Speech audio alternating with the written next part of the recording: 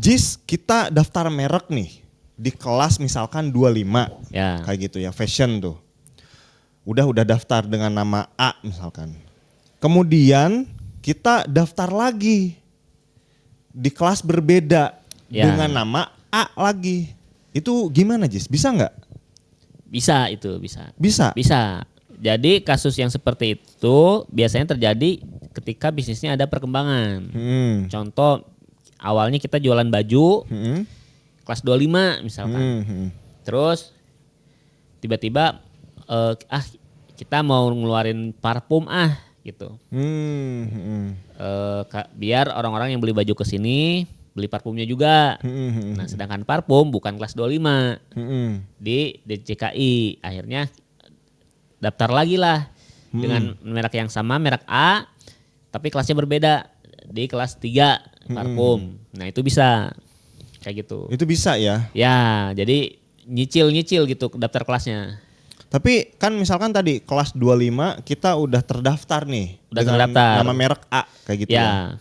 Nah apakah ada jaminan di kelas 3 misalkan tadi, kelas 3 parfum itu bakal lolos Jis? Nah, nggak ada jaminan lolos di kelas berbeda.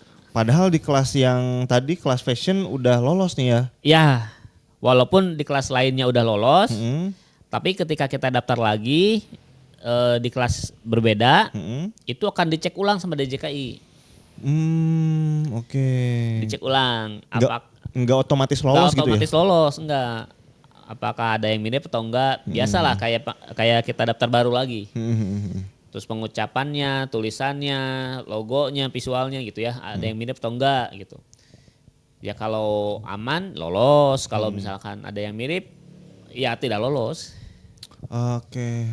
Nah, kerugian kalau kita daftarnya nyicil kelasnya itu kayak gitu, ngelewatin ujian lagi gitu. Ya tapi kan tadi kita tuh kadang berbisnis itu kan nggak tahu ke depannya Jis. Nah benar. Tadi kita bisnis fashion awalnya kayak gitu kan. Ya. Taunya kita punya hobi baru nih, hobi parfum gitu kan. Bisa. Wah karena hobi kayak gitu kan lama-lama ngerti soal perparfuman.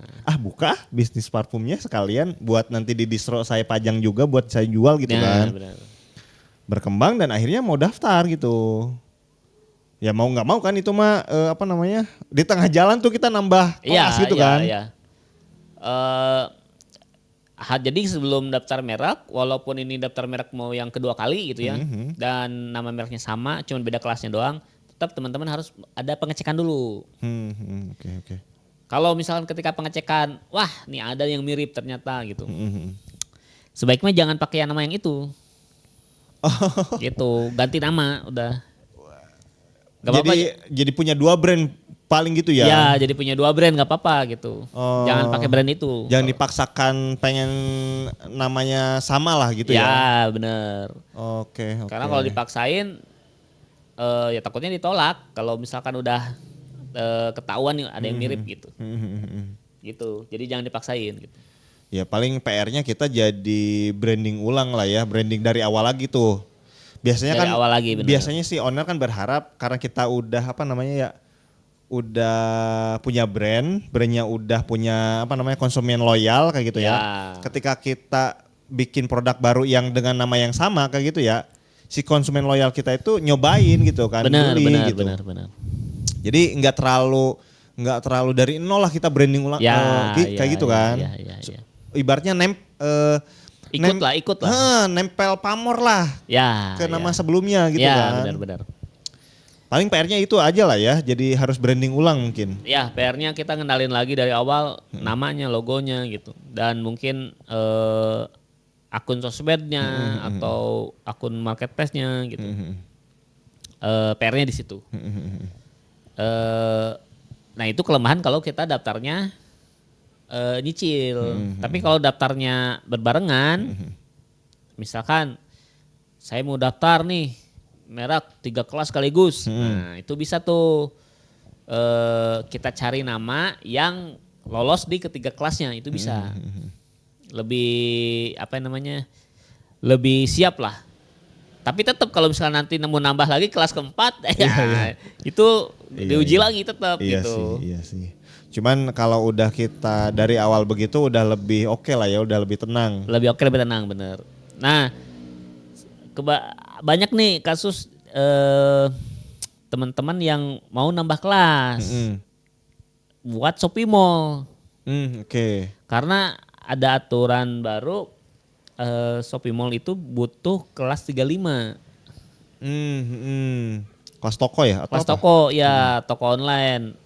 Nah, sedangkan mereknya diuji lagi nih. Gitu. Jadi dilema akhirnya orang-orang yang udah daftar merek di kelas lain mau jadi Shopee Mall disuruh kelas 35 lah diuji lagi nih mereknya gitu. Iya benar. Padahal saya udah daftar merek sebelumnya bang katanya. Masa ini nggak lulus katanya, ya gimana gitu. Udah daftar udah lolos lagi gitu ya. Udah lolos bener, udah daftar udah lolos. Ya mau gimana gitu.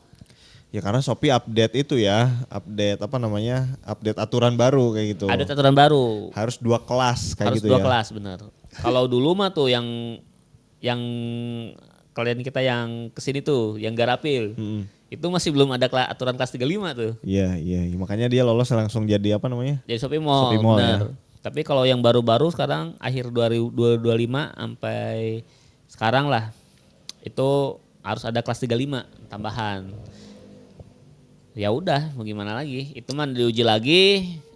Kalau misalkan ternyata nggak lolos ya harus ada modifikasi di namanya gitu. Iya.